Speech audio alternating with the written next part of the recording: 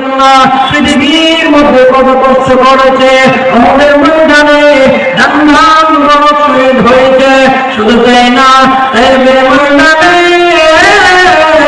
রক্ত দিয়েছে আমার সেই নবী, আজ আমাদেরকে কোরআন তেলাওয়াত করে শোনাবে। সংক্ষেপে বলতেছে, অনেক লম্বা বোঝার জন্য জান্নাতে গেলে কি আরাম, কি আয়াস। আল্লাহ রাব্বুল আলামিন বলেন, এবার শোনো আমার নবীর কোরআন তেলাওয়াত শোনো। আল্লাহ রাসূলকে যখন বলা হবে রাসূল সূরা ইয়াসিন তেলাওয়াত শুরু করে দিবেন। ইয়াসিন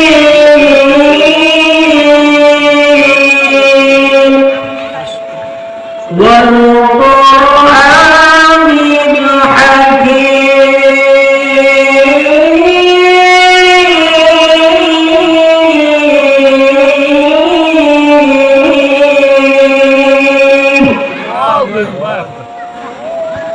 এবার জান্নাতীরা বলে, আল্লাহ কিসের দাউদ পয়গম্বর বন্ধ, আল্লাহ গো দাউদ পয়গম্বর আছে আমাদের নবী বিশ্বনবী রাহমাতুল লিল আলামিনের জন্য আরো কোটি গুণ বেশি সুন্নাত।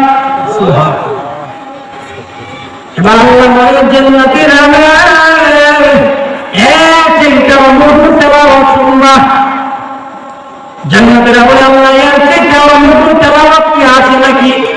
আল্লাহ বলেন, হ্যাঁ, যে আল্লাহ আমি মানুষকে কণ্ঠ দিলাম, যিনি কণ্ঠ দিয়েছেন ওই কণ্ঠ বেদাওয়ালা যাদেরকে দিয়েছেন তাদের কোরআন তেলাওয়াত শুনে মুগ্ধ হয়ে গেছে।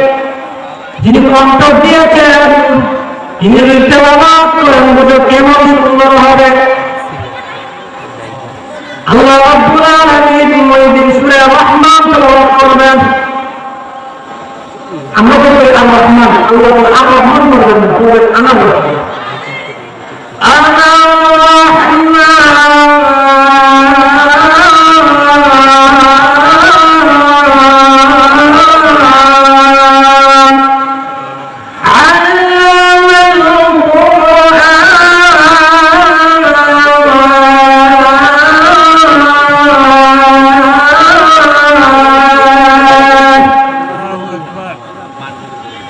আল্লাহ রাব্বুল আলামিন কোরআন তেলাওয়াত যখন করবে, আমি জান্নাতের বলবে, আল্লাহ দাউদ পয়গম্বর আছে আমাদের নবীজি তোমার কণ্ঠ এর চেয়ে আরো কোটি কোটি কোটি গুণ বেশি সুন্দর। সুবহানাল্লাহ। এই ঘটনা বললাম হাদিসের মধ্যে আসছে, এটা শুধু জান্নাতীদের জন্য।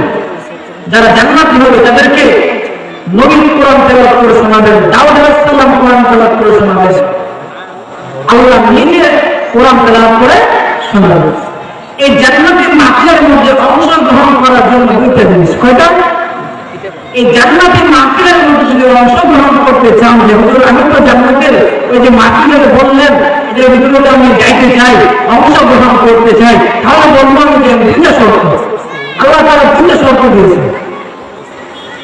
এক নম্বর